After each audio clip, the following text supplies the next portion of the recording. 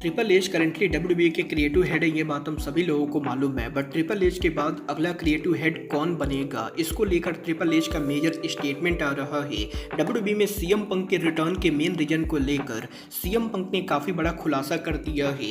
WWE के WrestleMania 42 के ऊपर डैन हुसैन पॉसिबली रेसल करने वाले हैं, तो वहीं रिया रिप्ली के डब्ल्यूडब्ल्यूई में चैंपियन ना बनने को लेकर रिया रिप्ली का मेजर स्टेटमेंट आ रहा है। तो गाइस चलिए बिना किसी देरी के शुरू करते हैं वीडियो को।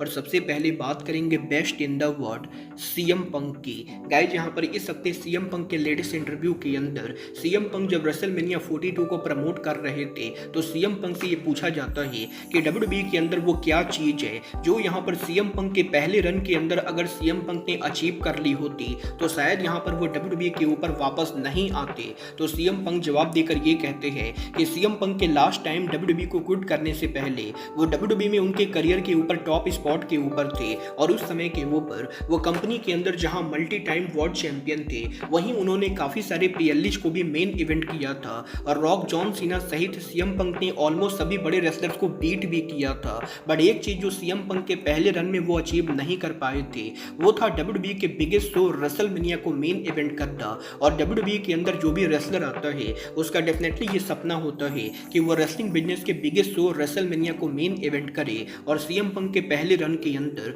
वो काफी बार ऑलमोस्ट रेसलमेनिया को मेन इवेंट करने वाले थे। बट लास्ट मिनट पर क्रिएटिव चेंजेस की वजह से वो शो पर मेन इवेंट नहीं कर पाए, और रेसलमेनिया को मेन इवेंट ना कर पाना एक बड़ा रीजन है जिसकी वजह से सीएम पंक कंपनी पर वापस आए हैं। क्योंकि लिटरली अगर सीएम पंक ने पहले रन के अंदर रेसलमेनिया मेन इवेंट कर लिया होता तो शायद वो डब्ल्यूडब्ल्यूई पर वापस भी नहीं आते, क्योंकि डब्ल्यूडब्ल्यूई में और उन्हें अचीव करने के लिए कुछ भी नहीं बचा था। बट क्योंकि सीएम पंक के लेजेंडरी करियर में उन्होंने कभी भी रेसलमेनिया को मेन इवेंट नहीं किया था तो इसीलिए वो उनके करियर को एंड करने से पहले रेसलमेनिया को डेफिनेटली मेन इवेंट करना चाहते थे। और फाइनली यहाँ पर लास्ट ईयर के ऊपर सीएम पंक ने डब्ल्यूडब्ल्यूई पर उनके ड्रीम को पूरा किया जब रेसलमेनिया 41 के ऊपर वो यहाँ पर नाइट 1 के मेन इवेंट पर रेसल कर रहे थे। और अब यहाँ पर इस साल नाइट 2 के शो को मेन इवेंट करके सीएम पंक ऑफिशियली अपने आप को WrestleMania main event call out करेंगे। और अब यहाँ पर इसके बाद अगर सीएम पंक रिटायर भी होते हैं तो सीएम पंक उनके करियर को लेकर सेटिस्फाइड होंगे, क्योंकि सीएम पंक ने उनके करियर में हर वो चीज़ अचीव कर लिया है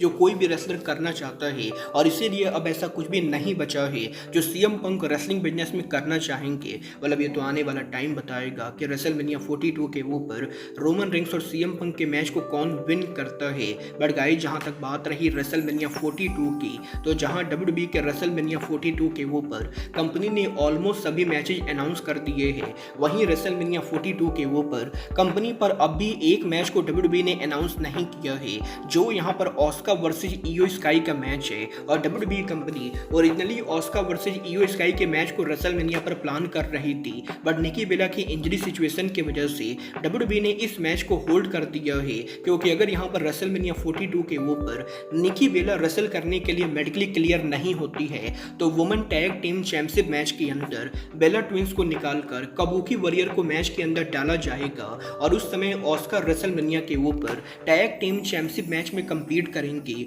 बट अगर यहाँ पर निकी बेला मेडिकली क्लियर होती है तो निकी बेला और Bella twins tag team championship match के लिए compete करेंगी, और ऑस्का यहाँ पर सिंगल मैच के अंदर इयो स्काई को फेस करेंगी। और अब यहाँ पर इयो स्काई को रेसलमेनिया पर मैच मिलेगा या नहीं ये पूरी तरह से निकी बेला के ऊपर डिपेंड करता है, और अगर निकी बेला मेडिकली क्लियर होती है तब यहाँ पर इयो स्काई भी रेसल करेंगी। बट अगर यहाँ पर निकी बेला क्लियर नहीं होती है तो निकी बेला की वजह से इयो स्काई को रेसलमेनिया पर मैच नहीं मिलेगा। मतलब ये तो आने वाला टाइम बताएगा कि निकी बेला रेसलमेनिया पर परफॉर्म करती है या नहीं। बट गाइस जहां तक बात रही रेसलमेनिया की, तो यहीं रेसलमेनिया के अब यहां पर एक हफ्ते पहले इस हफ्ते डब्ल्यूडब्ल्यूई सुपरस्टार किट विल्सन के द्वारा लेटेस्ट इंटरव्यू में डैन हुसैन को रेसलमेनिया पर मैच के लिए कॉल आउट कर दिया गया है। और किट विल्सन का ये कहना है कि वो यहाँ पर रेसलमेनिया 42 के ऊपर डैन हुसैन को अल्टीमेट ड्रीम मैच में फेस करना चाहते हैं, और वो रेसलमेनिया 42 के ऊपर डैन हुसैन को बीट करना चाहते हैं। वो देखना दिलचस्प होगा कि डब्ल्यूडब्ल्यूई रेसलमेनिया 42 के ऊपर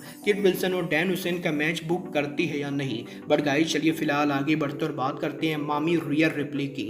गाइस यहाँ पर इस हफ्ते रिया रिप्ली के लेटेस्ट इंटरव्यू के अंदर डब्ल्यूडब्ल्यूई में उनके चैंपियन ना बनने को लेकर बात की, जहाँ पर रिया रिप्ली का ये कहना है कि वो पर्सनली ये बिलीव करती है कि किसी भी रेसलर को स्टार बनने के लिए टाइटल की जरूरत बिल्कुल बिल्कुल भी नहीं गए और रिया रिप्ले इसका लाइव एग्जांपल है कि उनके पास अगर यहाँ पर कोई टाइटल नहीं भी होगा तब भी वो यहाँ पर रेलेवेंट होने वाली है। और जिन भी रेसलर्स को ये लगता है कि वो यहाँ पर टाइटल्स की वजह से स्टार बन सकते हैं और अगर वो चैंपियन बनते हैं तभी यहाँ पर कंपनी में उनकी वैल्यू होगी, रिया रिप्ले उन रेसलर्स को बताना चाहती है कि चैंपियनशिप का होना या ना होना रिया रिप्ले के करियर पर कोई भी डिफरेंस नहीं बनाता है। और अगर यहाँ पर फ्यूचर में वो कभी भी चैंपियन नहीं भी बनती है फिर भी वो यहाँ पर उनके करियर में टॉप स्पॉट पर होंगी। और रिया रिप्ले का ये कहना है कि वो यहाँ पर रेसलर्स को ये बताना चाहती है कि स्टार बनने के लिए टाइटल्स की जरूरत नहीं होती है, क्योंकि गाइज काफ़ी बार वो स्टार्स होते हैं जो टाइटल्स को फेमस करते हैं। और अगर यहाँ पर किसी भी रेसलर को स्टार बनना है तो उन्हें ऑडियंस से कनेक्ट करना आना चाहिए,